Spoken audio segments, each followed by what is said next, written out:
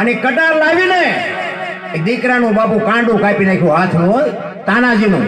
એની માં રાધાબાઈ અને આ જીજાબાઈ જોઈ ગઈ. જીજાબાઈ એની પાસે ગઈ કે તું તો માં છો, ડાકણ છો, હગા દીકરાનું હાથનું કાંડું કાપી નાખ્યું, તને શરમ નથી આવતી? કે મને શરમ આવે છે કે નથી આવતી, પણ આનો જવાબ હું તને સમય આવશે ને તેથી આપીશ. એની દાસીને કીધું રાધાબાઈએ કે આવે આ કાંડું અને હાચવીને પટારામાં મૂકી દે, મારે જેથી જરૂર પડે તેથી હું આની ઉઘરાણી કરીશ.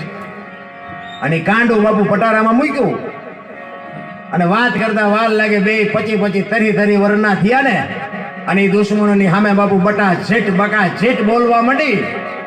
તેથી તાનાજી સામે હતો અને આ બાજુ શિવાજી બાપુ રોજ આખો દી લડે અને દુશ્મનનો હોથ બોલાવીને લાલ બંબોળ જેવી તલવાર કરીને ઘરે આવે અને માં જીજાબાઈની કહું તૂટે, વાહ મારા દીકરા, વાહ મારા દીકરા. તાનાજી સામેના પક્ષમાં રિયો વિચાર કરે છે કે મારો સરદાર જો મને એક વખત સેનાપતિ બનાવે ને તો શિવાને દેખાડી દઉં કે માના ધાવણમાં કેટલી તાકાત હોય. ભલે ને ઈ કે ઠેકડા ભરતો. અને ઈ એક દિવસ સાંજે બાપુ સાવણીમાં બેઠા છે ને તાનાજીને એના સરદારે કીધું કે કાલ યુદ્ધમાં તારે સેનાપતિ થવાનું છે. બાપુ કહું મડી તૂટવા હો ભાઈ એની કે કાલ શિવાને દેખાડું કે માના ધાવણની તાકાત શું હોય. તું કીધું નો ઠેકડા ભરસ ને.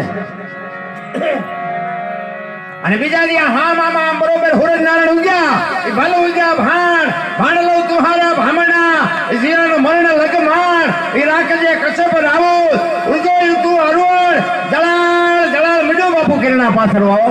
અને હામા બાપુ બાકા ચીક મીડ્યા બોલવા. પણ બાપુ તાનો બાપુ એવો એમ કહેવાય કે જે તલવાર ફેરવતો હતો, શિવાજીની તલવારને બાપુ ક્યાંય અડવા ન દીધી હો. કોઈ દુશ્મનની માથે અડવા ન દીધી, કોઈને વાગવા ન દીધી. એમાં દુશ્મનમાં બાપુ મારી તો શીનો હકે. હાંજ પડી ગઈ, હુરજ નારાયણ મેર બેહી ગયા, યુદ્ધને વિરામ આપ્યો. પણ શિવાજીને વાંચ્યો હોય તો લોહી ન નીકળે કે આજ મારી માને મારે મોઢું શું દેખાડવું. અને તાનાજીને કહું તૂટતી હતી, કા શિવા રોજ બહુ ઠેકડા ભરતો, આજ કોઈને લેટી કરી ગયો. શિવો બાપુ બોલી નથી શકતો. અહીંયા માં જીજાબાઈ ને સામે આમ રાધાબાઈ બે પોતાના દીકરાની રાહ જોવે છે. અને આમ માને જોઈને શિવાજીએ એને એમ થયું મારી માને શું મોઢું દેખાડે. બાપુ આમ ખેતરવાનો રાઉન્ડ મારી અને વાંહેથી સાવણીમાં વાંહેથી આવીને ગૌઠો બળદિયો આવીને બેહી ગયો. શિવાજીને માં ભગવતી જીજાબાઈ કહે છે, કેમ શિવા તું આજ કેમ આ ઢીલો છો, શું થયું?